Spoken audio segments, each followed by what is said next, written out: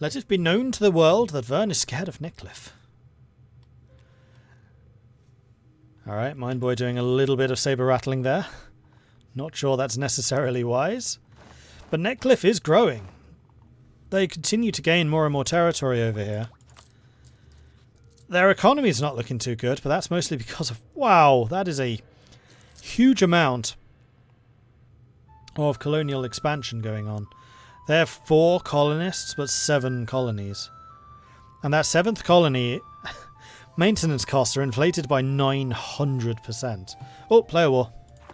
We've got Ebethil against Adenica. And Adenica dealing with rebels for some reason. So it's Adenica versus Ancardia, which has brought in Ebethil for some reason. Oh, I wonder if that's because Ebethil is a defender of the faith? Yes, they are. Wait, they stole that from Corin?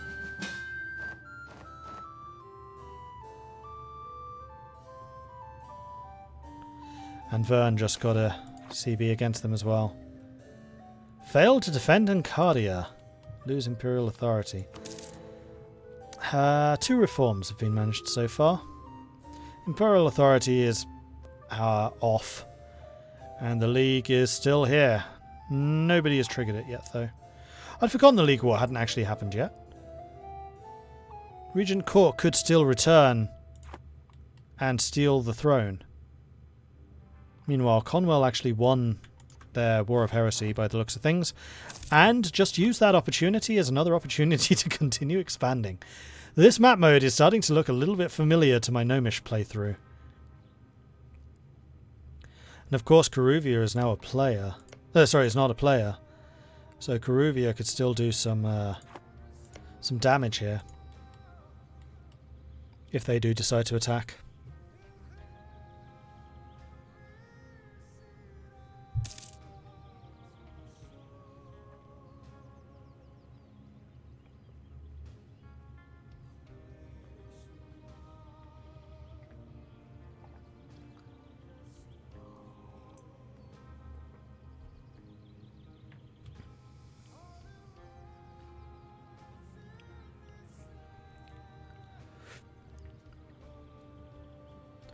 League War, biggest note for me, always avoid it. It's one of the most fun fights, though. I love the League War. It's actually one of my favourite mechanics in E4 is the way that that's handled and the way it can kind of just grow and grow and grow as more and more nations gain an interest in the stability and standing of the Holy Roman Empire. I'm kind of hoping it kicks off. I actually suspect that might be why things are so quiet right now, because everyone is scared of triggering it. Like if Cryanvar goes to war with, Soldier Sat or something, then League War might kick off because they'll be less worried about a Wood Elf intervention. But if Adenica starts fighting with Coruvia, then Cryanvar might say, okay, Adenica's looking kind of weak right now, and then attack themselves. So I am actually kind of amazed that Cryanvar has not gone for for Coruvia. Because if Cryanvar goes for Coruvia and then the Empire starts eating themselves up because of the League War, that's good for Cryanvar, surely. And they gain more territory. I think they probably have the least to lose from this, if that does happen.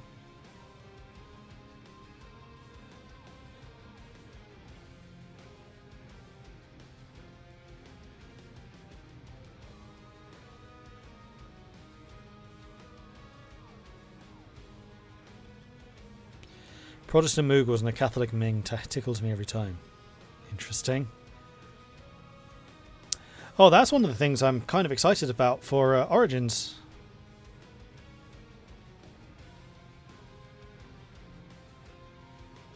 What was I saying? Nope, that thread's gone.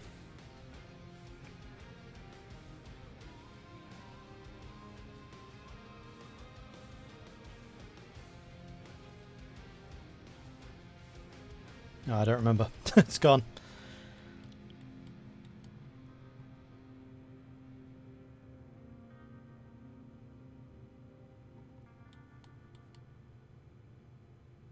Something about the origin of the League War.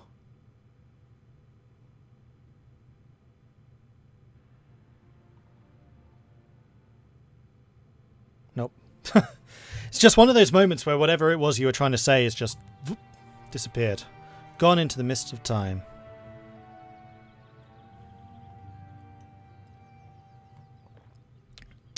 Well, so far this session has been rather unspectacular. There seems to be a lot of manoeuvring for position. I mean, to be fair, we were spoiled last session with just fights and fights and fights and fights.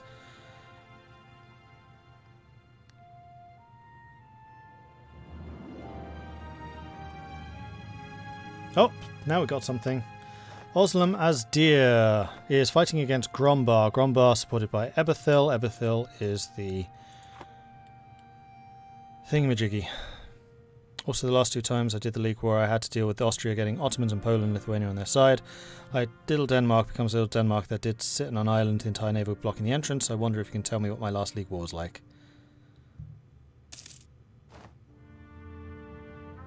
Yeah, okay, the Ottomans on the Austrian side is a little weird. Maybe they were trying to do it to counterbalance France, but usually you would see the Ottomans on the Protestant side. And France as well, because they want to destabilise the HRE. Hey, Channel Lord. Is Karuvia being considered a protected nation this session because there's no sub-new player for it yet? No. So, Kalinicus, if you want to get in, Karuvia needs a player. Like, badly, and they're in a good place. I think they've still even got their allies. Yeah, Jabod, Marhold and Bjornrik are all protecting Karuvia right now. So Ovdel Kanzad now has a player. And that's probably the other big one that needed a replacement. But Karuvia could really do with a player. So if anyone fancies having a go with Karuvia, if you want to play as the vampires, it's in a good spot. They're quite strong.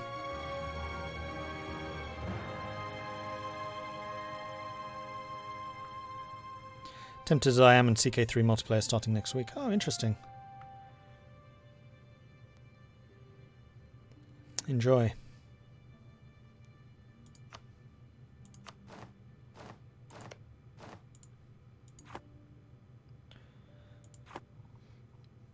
I'm guessing in this one that Eberthil is again not going to make any moves whatsoever.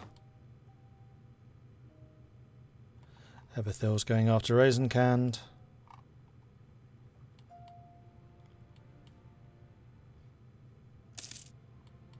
Which is already mostly occupied. At least the mainland provinces of Rosenkand are mostly occupied. I'm a little bit surprised that Haraf still exists. Neratica is being occupied by Buk. Buk is just a random nation. Boyaskarvo could be going after them, but they haven't yet. But I think Boyaskarvo has been having some internal issues.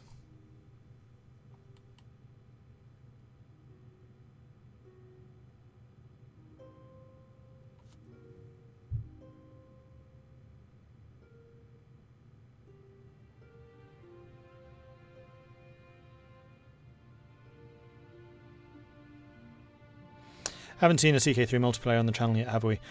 So, I don't particularly like Crusader Kings multiplayer, personally. I find that Crusader Kings is usually an excuse for people just to do really stupid stuff. And especially on streamers like, oh, look at me, I shagged everyone's mother. Whoop-de-doo, I guess. It just means the most immature elements of people come out during CK multiplayers. That's just my stance on it. Adenica has joined the war. They have gone against Luciand, which is being protected, in inverted commas, by Eberthil.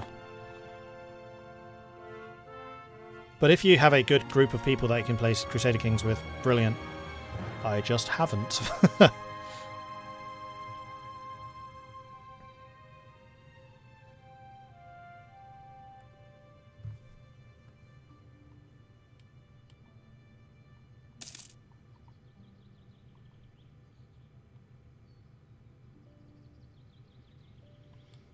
Does Estil still exist?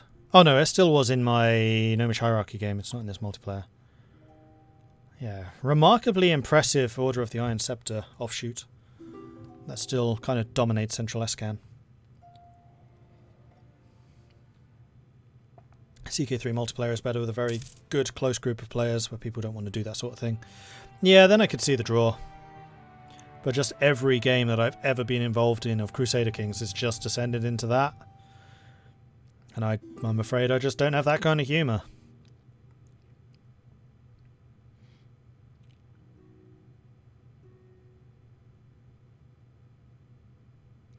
How did the Triple Coalition War end up going? We white-pieced everyone. We won. Somehow. Still kind of amazed by this fact, but yeah, we won.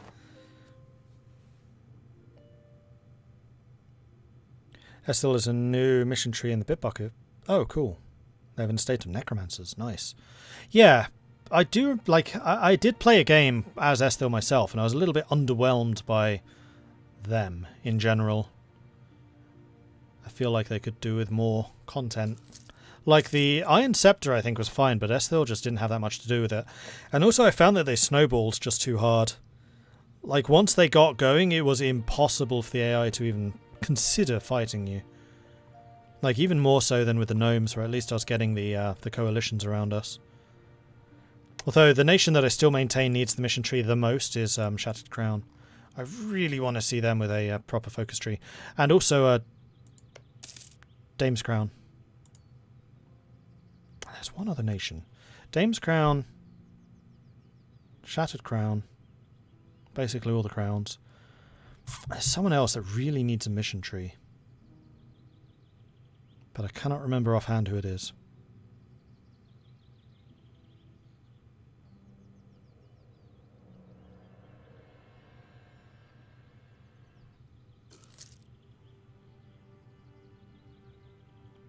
Wex has one now, doesn't it? I know Wex didn't used to. I think Wex has one now. I think. As of this latest update where Coruvia got their upgrade. Because Wex definitely used to be on that list. It's like, hey, I'm the Emperor, I have no content.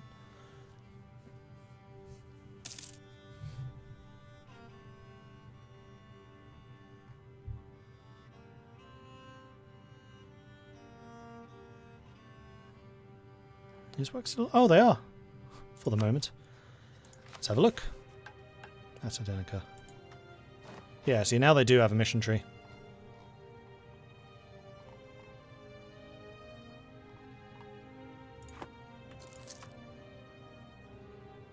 What's PE up to?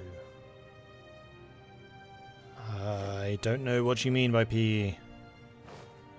What is physical education up to? Probably running. Phoenix Empire. They are, unsurprisingly, going after Rahan.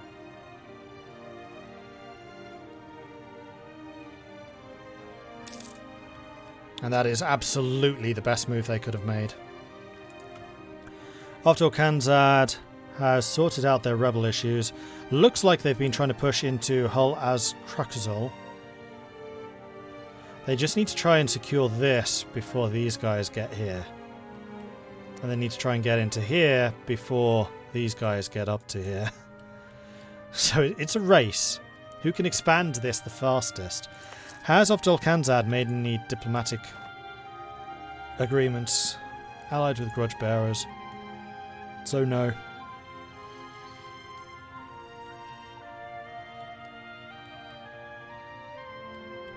Looks like Soldier Sat's just waiting for their truce against Magama to tick down.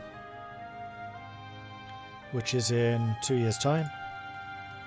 Oh, small country's fighting. It's the non-war. Cool. Although small country has all of their troops morale raised and are not drilling. Although actually thinking about it, them drilling is pointless because they have so many mercenaries. It's kind of the same as Harboran. Any mercenary nation, drilling is just not worthwhile. Oh, Coruvia has been drawn in.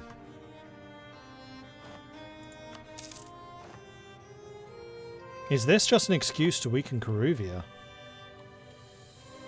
Because right now, Coruvia are the ones sweeping through Adenica's nation. And Small Country are actually giving Adenica a hand. So they are still clearly concerned about Adenica's position as kind of the bastion against the Eastern powers.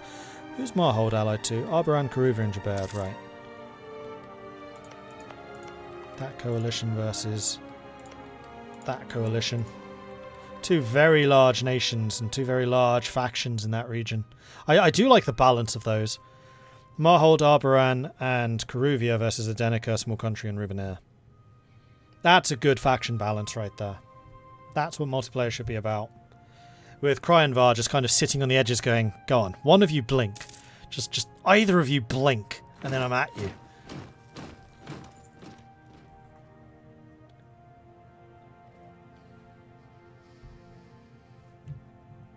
So excited for Victoria 3. I really need to read more of the Victoria 3 dev diaries. Unfortunately, I've fallen a bit behind. The curse of working for Paradox these days, I'm just too busy working for Paradox to do anything else. It wasn't a real battle.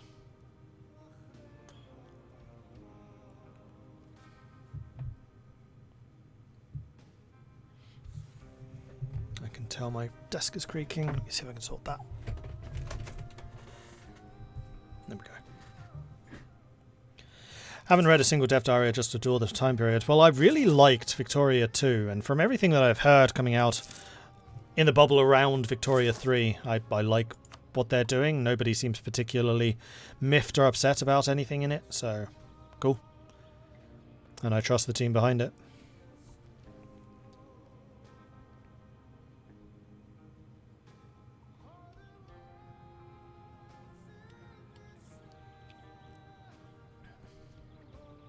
Wait, is Arboran? Arboran's also in this. Against Lucian. So everyone's seen Lucian as the weak factor. And now we've got Small Country facing off against Lucian and Karuvia's armies. And at the moment Lucian seems to be winning, although Adenica's cavalry is about to arrive. 90,000 against 100,000. We've got 4.6 morale on Adenica's side against 5.1 on Karuvia's. Slightly more discipline on Karuvia's side, but now I think that Adenica's cavalry no, they're losing. They withdrew.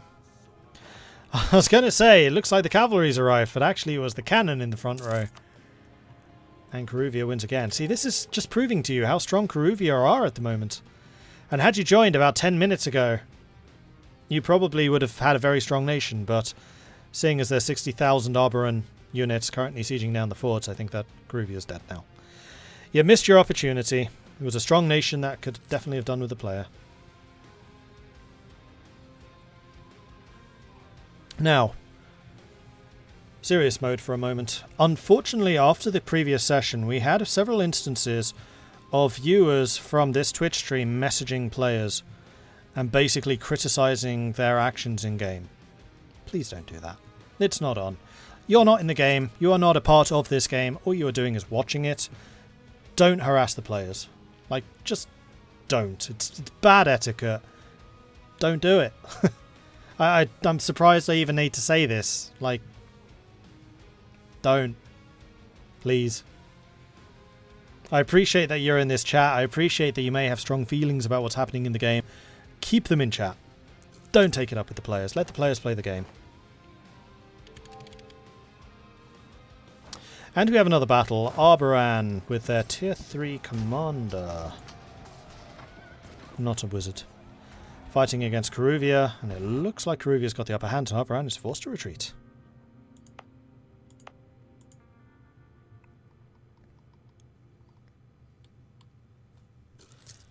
Remember, as observers, we have far more information available to us than the players do at the time. Yeah, exactly.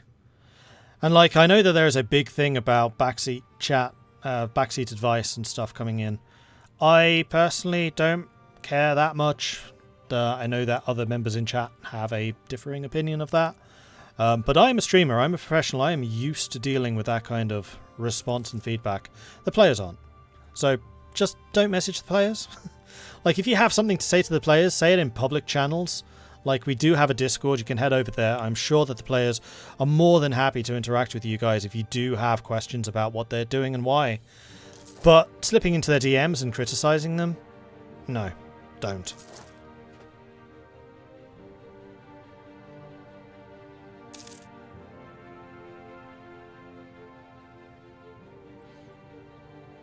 Never thought Mordred would have to have this talk with this chat. Well, as the community grows bigger, there will inevitably be people that don't necessarily know etiquette around multiplayer games, and I get that.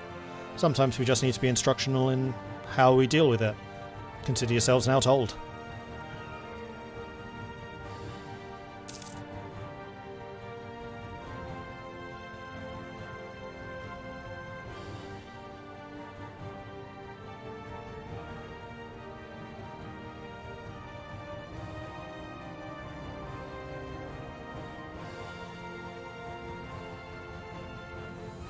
Have fun, but not like that. Yeah. Anyway. Okay, serious moment over. I just needed to bring that up because it was kind of upsetting. And it definitely had an impact on people. Oh, Rubenair has fallen Lorent. You said the Lorent was gone. Lorent's back, baby. And Lorent has the Lorentish ideas, which also means that Lorent's going to be here with another... Whoa, look at the quality of that army. Good grief. 35% infantry combat, 55% cavalry combat, and 20% artillery combat. Wait, are they a republic? No, they're an empire. They're still a wine lord. Production of wine plus 75%. And there is a lot, and I mean a lot, of wine down here. Which means that Rubenair is going to be making a lot of money out of production and trade. And they will now have also switched to the Lorentish ideas. Which means they're going to get all of the Lorentish buffs and bonuses that they get through going through this. As well as having inherited, I think, all of the buffs and bonuses from being a wine lord. Trading in wine. Well, I'm surprised. Recovered from the Lilac Wars. Gives them free money. That's from the Lorent line. World Port. Yearly naval tradition decay. I'd forgotten about that. Tax income. Noble superiority. Wait, noble supremacy? That means the nobles took over, doesn't it? They may have. Interesting. Interesting.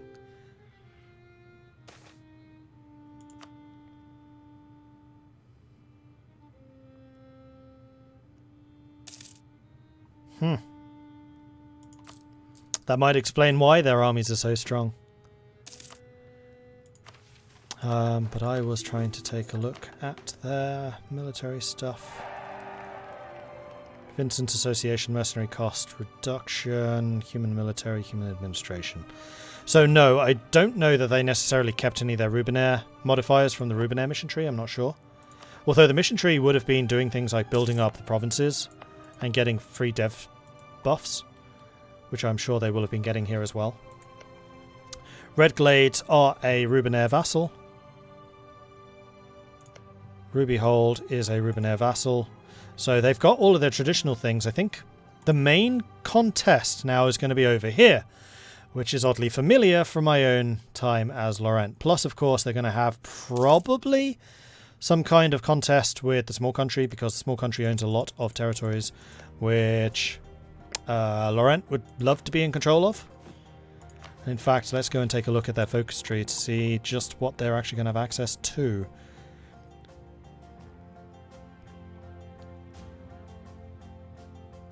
So they'll be able to complete that. They'll be able to complete that. He is in a war with Goward. Ah. Oh no, Goward still exists. They can still do that. But that does mean that they'll need to go to war with Bjarnrik just to complete this.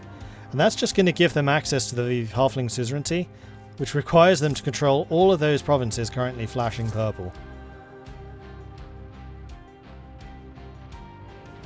And then attack on BPEC. And then force the approach. Fortress in the approach, rather. But that is a dead end. They don't necessarily need to do very much there. Wexenard Emperor. One of the following must be true. Allied to Vern or become the Emperor. Ooh, now that would be interesting to see Lorent becoming the Emperor of Anbennar.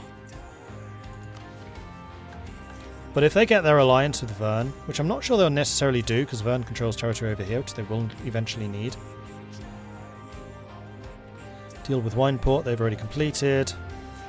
Dame's Head Ambitions just requires galleys, which is easy enough to do. They already have the Bay of Wines. They need to control that, which they've already done. They've already done that one. Bottle Point. Where is Bottle Point? Oh, it's down there. Oh, it needs a manufactory, which they can easily do. And then here we go. All provinces in the West Dame's Head, which basically requires them to go after Wesdam. That's where I faltered in my Lorentish game.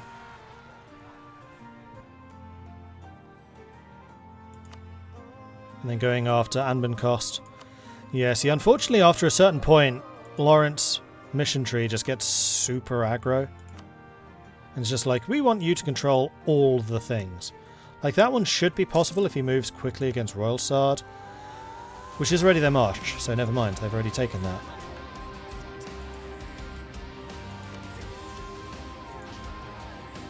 Yeah, the conquest of Dame's Head's going to be a challenge.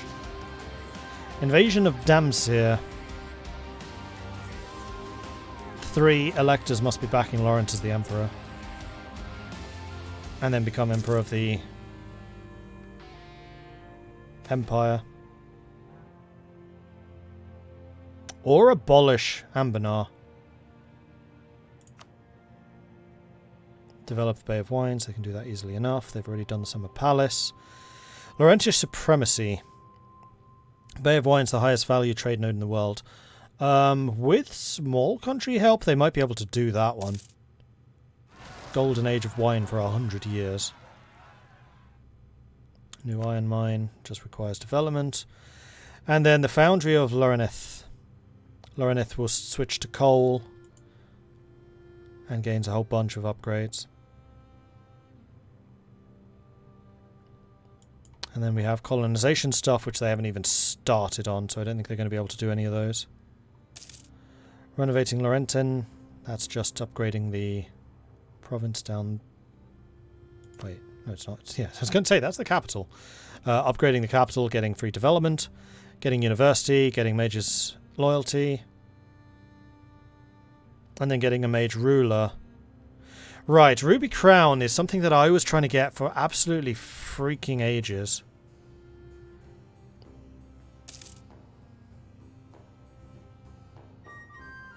You must have a 6/6/6 ruler who is a mage, who is a legendary enchanter and a renowned transmutator. And who is of a Silorial, Sil Rubenair, Sil Alicin, Sil Madalea, or Sil Creand. But I think that their ruler has already died. In fact, they have a stuck... Oh no, they've got Silistra. But that's not Sil Rubenair, even though they started as Rubenair. Player war, player war, player war, player war. It is the Bjarnriki Conquest of Morbob against the Gnomish Hierarchy and Necklif. And they brought in a couple of friends, so it's Bjarnrik and Boyas Carvo. And Bjarnrik has already penetrated pretty deeply into the Gnomish Hierarchy's territories. Gnomish Hierarchy this time not backed up by the small country. The small country is in their own conflict. Yes, they are. The War of the Regent Court League. It's the League War. That's why Bjarnrik jumped in. So, Lorent is the leader of the Regent Court faction, supported by Adenica. And... small country. So 3 players versus Vern, Eberthil, Conwell.